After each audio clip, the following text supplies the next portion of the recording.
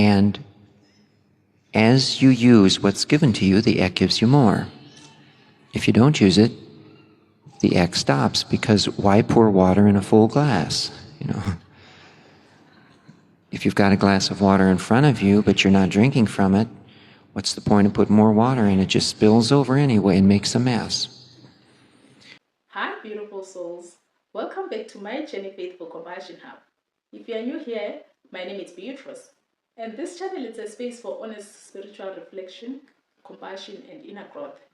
And today I want to be very clear about something before we begin. What I'm sharing is not official Eckankar teaching. It is a personal reflection on a talk given by Harold Clem.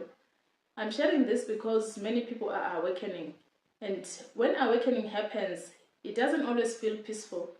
Sometimes it feels confusing, sometimes it feels lonely, sometimes it feels like you no longer fit where you once did.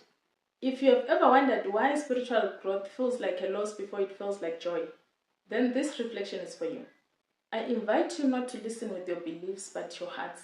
Take only what speaks to your inner guidance. In Eckankar, we learn something very specific.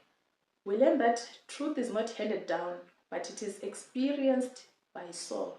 This is not to replace anyone's faith, but it is to help us recognize the spiritual law that works whether we believe it or not. Now, let's listen to Harold Clem's teaching and learn something. Good morning. We were in a hurry for breakfast this morning, and so I have quite a time getting things off the menu, so I was preparing the notes, putting them together for the last minute at the breakfast table, and so I just ordered an omelet, 3-egg omelet, with nothing else in it, but I think it was loaded with cheese, which causes problems for speaking, so bear with me.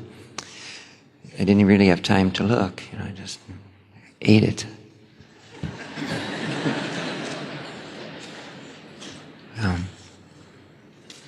I'd been eating in a restaurant in one of the hotels, and the people in the restaurant were very good people. They generally let us, several of us who ate there, sit off in a corner somewhere where we could talk or get things prepared and talk about the seminar, because there are many things that are constantly going on that have to be discussed. And last night after the talk, we went to the same restaurant, and the people there let us get into the back room. We were sitting there and just talking, and I mentioned how very hard it is to get talk material together, especially with the worldwide, with all the talks here, their initiate and higher initiate talks, plus the 3 main talks, plus other meetings, and it's just a whole lot of different things that are going on. And after the worldwide, there is a break of about a short week, during which we catch up in the mail, which was coming in as we were leaving. And then we're off to the Pacific trip to Australia, New Zealand, and then the seminar in Hawaii, and then home for the winter for planning and writing and things like this.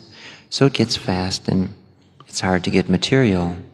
And I was explaining to the others at the table, and I said, it takes a lot of discipline to make talks, because the Ek will bring a story and it'll come at the most inconvenient times. Like, for instance, somebody will just tell a story just when your food order comes, and you have only so long to eat and get out, before you've got to go to the next meeting. Question is, do you take time to write the note, or do you think you'll remember it till later? Of course, if you think you're going to remember it till later, you miss all the juicy little things in it that make it worth telling. And then if you don't write it down, chances are you do forget the story for later, and since you haven't used what the Ek's given you, it doesn't give you any more. And so this way, if you're going to be short on talks, it just means you haven't kept up with the material as it was coming. And it's the same way on the inner planes. During the dream state, you as the initiate in act, if you are given something by the inner master, it's a terrible discipline to get up in the middle of the night and write it down. But if you can do it, waking up in a cold house, and if you have a bed light, write it down, you remember, and as you use what's given to you, the Ek gives you more. If you don't use it, the Ek stops, because why pour water in a full glass? If you've got a glass of water in front of you, but you're not drinking from it, what's the point of putting more water in? It just spills over anyway and makes a mess. The mess from spillover is usually when Ekkas get burned, they study or they read too much and they don't give enough back. They don't drink out of the glass, or they don't use it for nourishment. So as we were sitting there, somebody had just told a story of some kind, and I was thinking, that's a pretty good story. I probably could mention it this morning. And just then the waiter came to take the order. And between giving the order and figuring out how to get this story down and everything else, and then the food came right after that, the service was quick. All of a sudden the waiter walks up, and he is another story.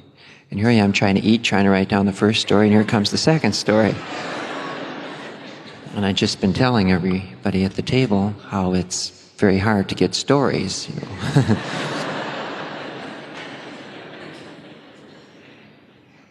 And this waiter was a fine person, as were all the other waiters and waitresses in the restaurant that have served us over this time.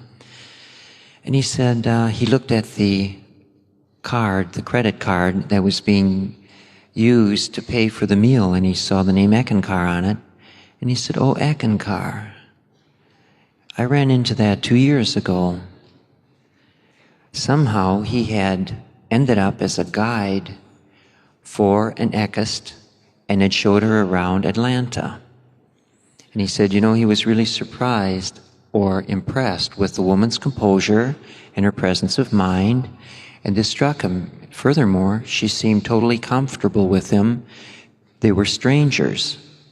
And he said, why would this person trust me, a total stranger? And so the woman went her way and he went his way. And in the past little while, I suppose the last few months, he mentioned that a friend of his had given him a book by Paul Twitchell. Yeah, that was the name, Paul Twitchell. Couldn't remember the name of the book exactly. Let's see, what was it? Of course, we didn't help him out,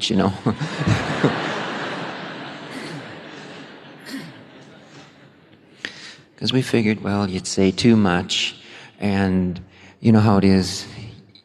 Somebody is figuring things out very well himself with the inner master. Well, then why intrude? Let things run their natural course to give a person his total freedom. And he said, what's going on? We said, well, there's a Eckankar meeting here. And he said, oh, he thought he'd maybe just bop down here this morning. So, Eddie, if you're here, welcome.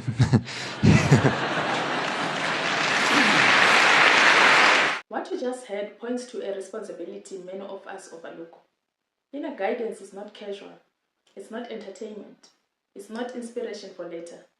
When soul is given something, a dream, a knowing, a guidance, a warning, it is because soul is ready to act. This moment is sacred, and ignoring it creates spiritual deafness. This is not a punishment, it is a protection. The inner world's response to use, not curiosity. A full cup that we don't drink from becomes stagnant. That is why many sincere spiritual seekers feel stuck. Not because God has stopped speaking, because the last instructions was never lived. In Eckankar, that is why spiritual exercises are central. Not reading, not believing, but practicing. Other religions pray, some they save, some they chant, some they meditate. The form differs, but the law is the same. The light flows where it is used. In part 2, we'll go deeper into dreams and inner experiences, and why the mind often distorts when their soul experiences. Please like, share, and subscribe, and most importantly, sit quietly today and listen. Until next time, may the light and sound of God guide your steps. I love you all.